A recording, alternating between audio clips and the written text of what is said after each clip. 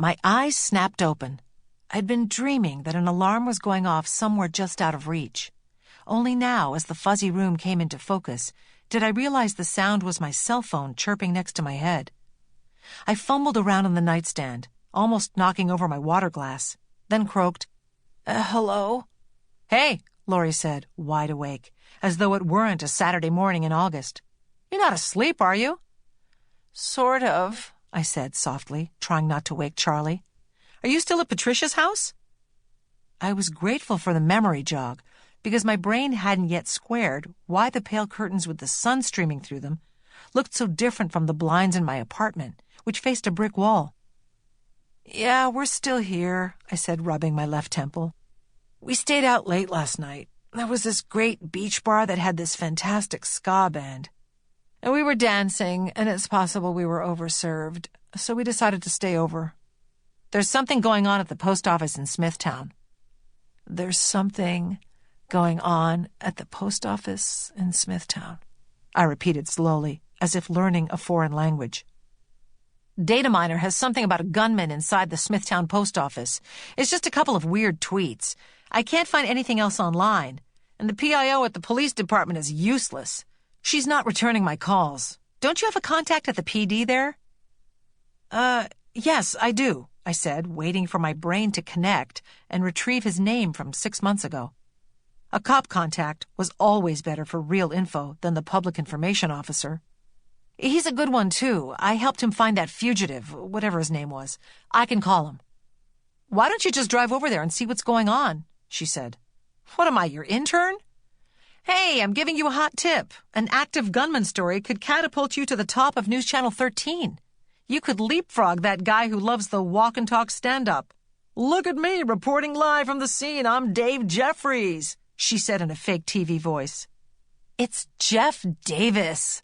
It cracked me up that Laurie couldn't be bothered to learn the name of the guy who considered himself king of the hill at my lame local station. "I'll call my detective and call you back." "Good. I'm in the truck. We're heading there."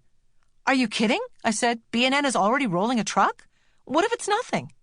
"We got nothing else going on. Maybe we get lucky and it's a hostage crisis."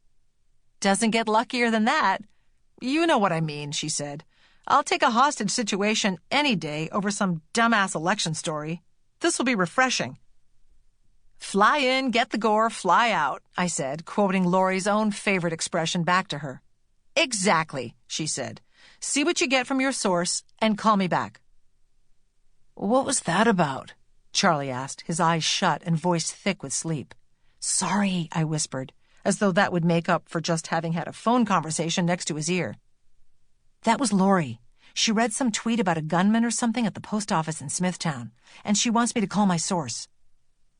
"That sounds like it can wait," Charlie said, putting his arm around me and pulling me toward his warm body.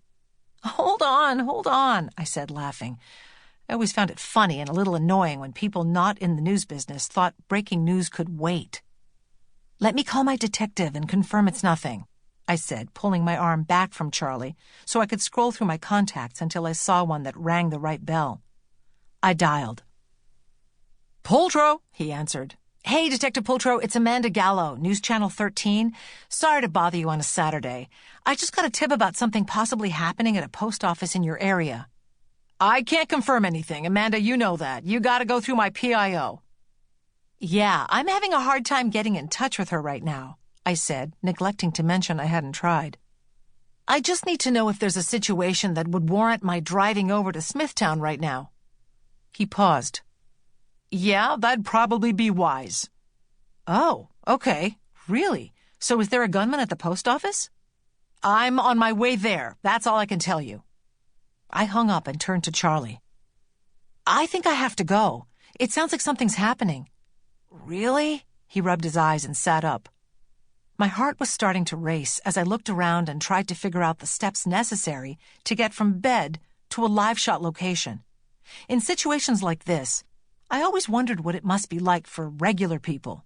People who could wake up and get the news about a crazed gunman or a plane crash or a hurricane, taking it in at their leisure, maybe even from bed. People who could let someone else handle it. How easy and effortless it must feel to watch the news rather than deliver it. And sometimes, like this morning, I envied the numb listlessness of letting news wash over you, rather than taking a heart-pumping dive into the middle of it. My hands were shaky as I dialed the number to the newsroom.